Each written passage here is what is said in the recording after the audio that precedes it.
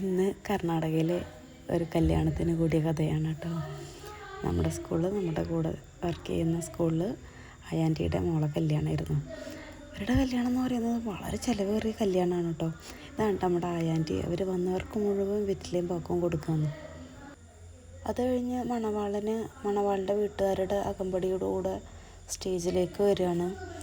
അവിടെ പിന്നെ എന്തൊക്കെയോ ആചാരങ്ങൾ നടക്കുന്നുണ്ട്. കുറേ ചുറ്റിച്ച് അത് കഴിഞ്ഞിട്ട് അവിടെ നിർത്തും. അത് കഴിഞ്ഞിട്ട് ഒരു മറ കൊണ്ട് മറച്ച് അത് കഴിഞ്ഞ് മണവാട്ടിൻ്റെ അമ്മാവിന് ഇങ്ങനെ ചുറ്റിച്ചിട്ടൊക്കെയാണ് അങ്ങോട്ട് കൊടുക്കുന്നത്. അതിൻ്റെ മുന്നേ മണവാട്ടിയും അമ്മാവനും കൂടെ എന്തൊക്കെയോ ചെയ്യുന്നൊക്കെ ഉണ്ടായിരുന്നു കേട്ടോ. നമ്മുടെ നാട്ടിലൊക്കെ പെട്ടെന്ന് തീരുന്ന കല്യാണ ചടങ്ങുകളാണല്ലോ. ഇവരുടെ നാട്ടിലെന്ന് പറയുന്നത് ഒരുപാട് നേരം നീണ്ടു നിൽക്കുന്ന കല്യാണ ചടങ്ങുകളാണ്.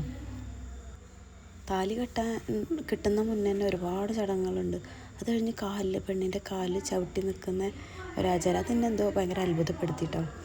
പിന്നെ ലിറ്റർ കണക്കിന് പാലാണ് മണവാട്ടിയും മണവാളിനും ഇങ്ങനെ നിന്നാണ്ട് വരുന്നവർ മുഴുവൻ ഒഴിച്ചുകൊണ്ടിരിക്കുന്നത്. കല്യാണം കഴിയുന്നതോടുകൂടെ അവർ ഫുഡ് വിളമ്പാൻ തുടങ്ങും കേട്ടോ.